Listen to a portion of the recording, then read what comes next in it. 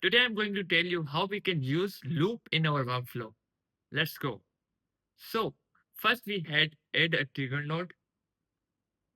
After that, we added code node. Click on JavaScript.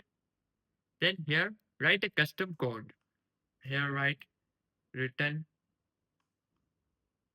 After adding the code in code node, then close it. Then search for split in branch that we used already. Split over items.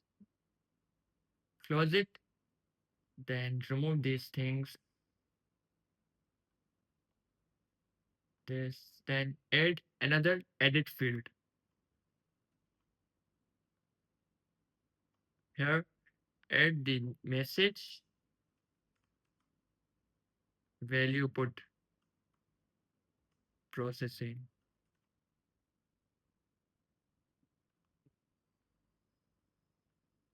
Okay. Then bring it back to this node. Okay, that's it. Now just execute. You can see it ran 5 times because our data is fives. As you can see, it went one by one. Not all data goes together. When I execute, it go one by one. Then it tells, yeah, every data is complete. So that's it, how we use loop in our workflow. Like, comment, subscribe for more these type of videos.